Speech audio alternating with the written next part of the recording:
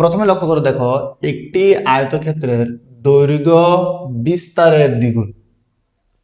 তার মানে দৈর্ঘ্যকে তুলনা করছে কার সাথে? বিস্তারের সাথে। বিস্তার মানে হচ্ছে প্রস্থ। বিস্তার মানে কি? প্রস্থ। তাহলে বলছে দৈর্ঘ্য বিস্তারের দ্বিগুণ। এবার বলছে ক্ষেত্রফল 512 বর্গমিটার। কার মান দেওয়া আছে? ক্ষেত্রফল। আমাকে বলছে পরিসীমা বের করো। তাহলে পরিসীমা কার পরিসীমা? আয়তক্ষেত্রের পরিসীমা।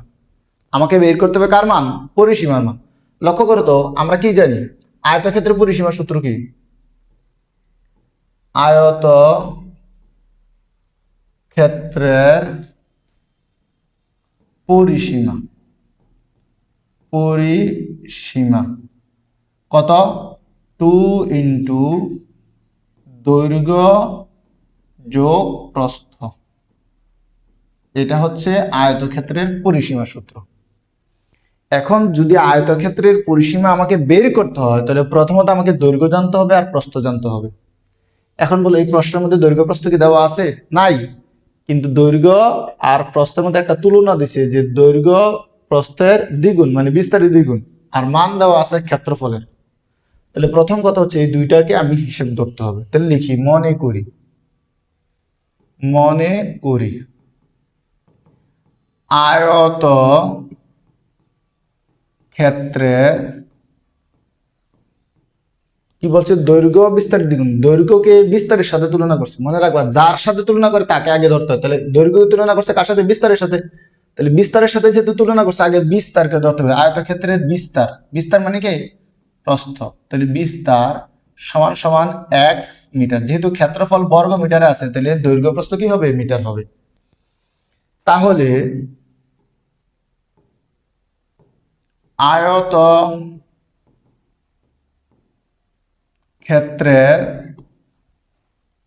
দৈর্ঘ্য, তাহলে দৈর্ঘ্য কত হবে? দ্বিগুণ বলছে, তার মানে এক্স ছিল, এটার এক্স এর দ্বিগুণ 2x মিটার। ঠিক আছে। এখন আমার কাছে কি দেওয়া আছে? ক্ষেত্রফল। তাহলে আমার ক্ষেত্রফলের সূত্র লিখতে হবে। তাহলে আমরা জানি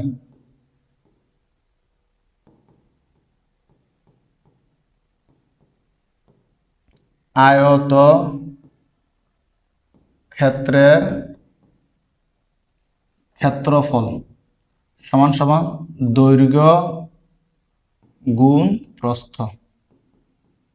তাহলে দৈর্ঘ্য কত আছে এখানে? 2x গুণ দৈর্ঘ্য 2x মিটার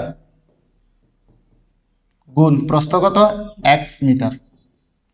তাহলে 2x আর x গুণ করলে 2x স্কয়ার, মিটারে মিটারে গুণ করলে বর্গ মিটার। এখন লক্ষ্য করো, আমরা যে এক্সটা ধরলাম আর 2x পাইলাম, এই দুটা দিয়ে ক্ষেত্রফল বের করলে 2x স্কয়ার বর্গ মিটার। কিন্তু আমার প্রশ্ন কত আছে? ক্ষেত্রফল 512। তাহলে এখন আমি ক্ষেত্রফলের সাথে ক্ষেত্রফল তুলনা করব। দেখবো প্রশ্ন মতে কত? 2x স্কয়ার সমান সমান 512। এখান থেকে আমি সমাধান করব, অর্থাৎ চলকের মান বের করবো, x এর মান বের করব। তাহলে 2x এর সাথে গুণ অবস্থা আছে, পক্ষান্তর করলে কি হয়ে যাবে? ভাগ হয়ে যাবে। তাহলে 512 ভাগ 2।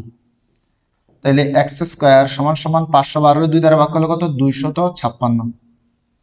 এখন আমি কি করব? এই x স্কয়ার মান বের করব না x এর মান? অবশ্যই x এর মান। তাহলে উভয় পক্ষকে বর্গমূল করে দেব। কেন?